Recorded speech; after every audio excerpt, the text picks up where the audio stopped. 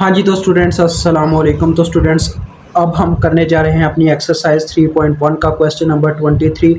तो इसमें वो कहता है in problem 23 to 26 use L'Hopital's rule. ठीक है, एल हॉपिटल्स रूल हमने इस्तेमाल करना है इसमें लिमिट्स को कंप्यूट करने के लिए, क्योंकि स्टूडेंट्स ये जितने भी क्वेश्चन दिए गए हैं इनमें आप लिमिट्स पुट करके देख सकते हैं कि हर एक में यही होगा। अगर आप डायरेक्ट लिमिट पुट करते हैं तो आपको आंसर ज़ीरो आ रहा होगा। उसकी वजह ये देखें ज़रा, यहाँ पे हमारे पास क्या होगा जी, देखें यहाँ पे बटे में ज़ीरो इन्फिनिटी आ रहा होगा, यानी कि हमारा आंसर इन्फिनिटी बनेगा। बटे में हमारे पास जी की पावर 14, अगर मैं आयोटा पुट करता हूँ तो आयोटा स्केयर की पावर 7 आ जाएगी। ठीक है, आयोटा स्केयर की पावर 7 बना दूंगा। तो जब आयोटा स्केयर की वैल्यू पुट करूंगा -1 होल की पावर 7, तो -1 + 1 0 हो जाएगा, यानी कि ये इन्फिनिटी देगा मुझे, लिहाजा मैं इसको डायरेक्ट सॉल्व नहीं कर सकता। तो लैप जो हमारे पास मतलब कि एल हॉपिटल्स रूल है वो क्या कहता है जी, वो कहता है कि आप इस तरह से करेंगे, ऊपर भी क्या नाम है डेरिवेटिव अप्लाई कर दें और नीचे भी डेरिवेटिव अप्लाई कर दें। आपको ना मैं इसका रूल जो है उसकी असल फॉर्म दिखाता हूँ, रुक जाएं। तो स्टूडेंट्स उसकी असल फॉर्म कुछ यूँ है, यानी कि ये आप फ़र्ज़ कर लें ऊपर जो हमारे पास पड़ी हुई है ये इक्वेशन, यानी कि Z7 + आयोटा, इसका जो मतलब कि नीचे कोशेंट है और ऊपर उसका हमारे पास। अब अगर इसके बाद देखा जाए कि ऊपर वाले का मतलब हम लेट कर लेते हैं, ऊपर वाला जो फंक्शन है वो है f(x), ठीक है, और जो f(z) वैसे बोलेंगे क्योंकि ये z का फंक्शन है, चलिए f(z) कह लेते हैं, और जो बटे में फंक्शन है उसको हम बोलेंगे g(z), यानी कि ये g का कोई फंक्शन है।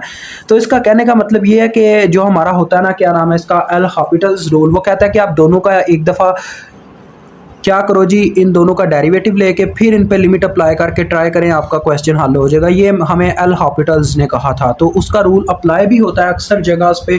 कई दफ़ा वो भी नाकाम हुआ था लेकिन एक्सेप्टेबल था वो।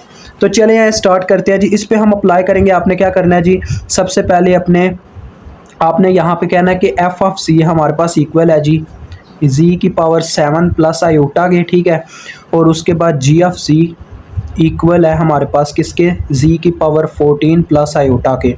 लिहाजा हम क्या करते हैं, f'(z) आप इस तरह से लिख दोगे ना, तो इसका यही मतलब है कि इसका डेरिवेटिव लिया जा रहा है अकॉर्डिंग टू z।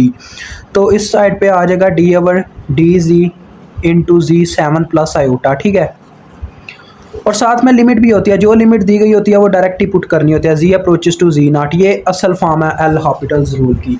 तो लिहाजा आप देखें इस जानिब भी यही काम होगा, जी प्राइम z हो जाएगा और हमारे पास यहाँ पे डेरिवेटिव अप्लाई हो जाएगा, ठीक है। तो z की पावर 14 + आयोटा। अब देखो हमारे पास f'(z) की क्या वैल्यू आती है, हमने बस वैल्यूज पुट करनी है। z0 आप जानते हो किसके इक्वल है, आयोटा के, ये वाला z0, और f'(z) हम यहाँ पे मालूम कर रहे हैं, g'(z) इस साइड पे मालूम हो रहा है। तो बस वैल्यूज पुट करके हमने इक्वेशन में अपनी लिमिट अप्लाई कर देनी है। देखो अब z की पावर 7 है, यहाँ पे चलेगा पावर रूल, पावर पहले पीछे आएगी और इसकी पावर में से एक माइनस हो जाएगा, तो 7 में -1 6 होता है। और आयोटा एक कांस्टेंट है, क्योंकि डेरिवेटिव अकॉर्डिंग टू z लिया जा रहा है, तो एक कांस्टेंट है, कांस्टेंट का जो डेरिवेटिव होता है वो 0 होता है, तो +0 मतलब कि 7z 6 ही आ जाएगा हमारे पास। तो ये आ गया मेरे पास f'(z). अब g'(z) लेता हूँ इज इक्वल टू, देखो इस पे भी पावर रूल लगेगा, पावर पहले पीछे आएगी 14 और पावर में से एक माइनस, तो 14 - 1 13। तो आगे आयोटा ये भी +0 ही लिखा जाएगा, क्योंकि आयोटा फिर से कांस्टेंट है z के लिए, लिहाजा ये हमारे पास आ गए इसकी फॉर्म। अब हम यहाँ पे कहेंगे जी, लिहाजा हमारे पास जो लिमिट, आपने यहाँ पे ऊपर एक दफ़ा लिखना है अप्लाई एल हॉपिटल्स रूल, ठीक है, ये आपने लिखना है। आगे आप देखें लिमिट आपने वही ले आनी है जो उन्होंने दी हुई है, z अप्रोचेस टू आयोटा, और उसके आगे आपने ये पुट कर देनी है। ये फार्मूला लिखने के बाद एक स्टेप आपने इस फार्मूले का लिखना है। तो लिहाजा f'(z) ऊपर था हमारे पास, लिहाजा 7z 6 ऊपर आ गया, और इसके साथ अगर आप चाहें तो +0 एक दफ़ा अप्लाई कर सकते हैं, इससे कोई फ़र्क नहीं पड़ेगा, +0 एक दफ़ा लिख भी दें, क्योंकि उससे टोटली तौर पे वेरीफाई हो जाएगा कि बच्चे को समझ है इस चीज़ की। +0, ठीक है जी, g'(z) और f'(z) दोनों की वैल्यूज़ मैंने यहाँ पे लिख दी। अब देखें मैं वैल्यूज़ पुट करता हूँ, आयोटा पुट करूँगा z की जगह, तो मेरे पास क्या आएगा, यानी लिमिट अप्लाई कर दूंगा दोनों पे। आपने एक स्टेप करना है कि लिमिट एक दफ़ा ऊपर भी लिखनी है, एक दफ़ा नीचे, जैसे हम पहले करते होते थे, यहाँ पे भी आपने वो स्टेप करना है। उसके बाद लिमिट अप्लाई ही होनी है, तो डायरेक्ट ही मैं लिमिट्स पुट कर रहा हूँ। 7 आयोटा 6 आ जाएगा और बटे में आ जाएगा हमारे पास 14 आयोटा की पावर 13, ठीक है।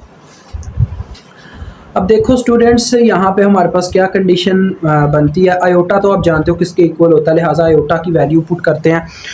आयोटा की वैल्यू पुट करने के लिए मुझे आयोटा स्केयर बनाना पड़ेगा, तो लिहाजा इसको मैं लिख लेता हूँ आयोटा स्केयर की पावर क्यूब, क्योंकि 2 3 बार 6 होता है, ये लिखा जा सकता है, बटे में 14 आयोटा स्केयर की पावर 6, 2 6 बार 12 हुआ, एक आयोटा रह गया जिसे मैं डाटा आयोटा इस तरह से लिख दूंगा साथ में, ठीक है। पावर हम फिर से मिलकर 13 ही बना देंगे इसका।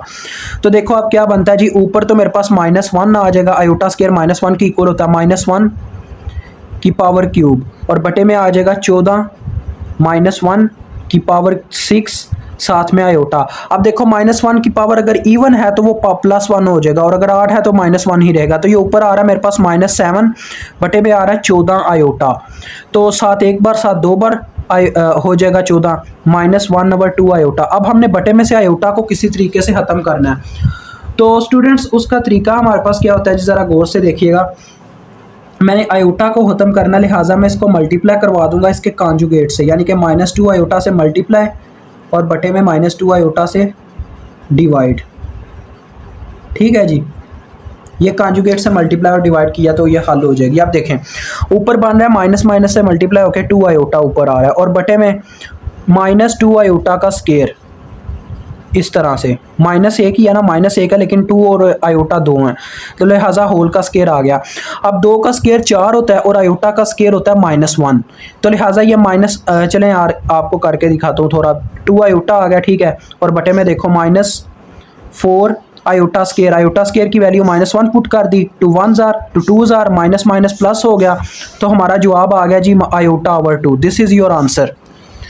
तो मुझे उम्मीद है आपको इस क्वेश्चन की सही तरीके से समझ आ गई होगी। इंशाल्लाह नेक्स्ट क्वेश्चन हम नेक्स्ट वीडियो में करेंगे। अभी इजाज़त चाहूँगा। अल्लाह हाफिज़, अस्सलाम वालेकुम।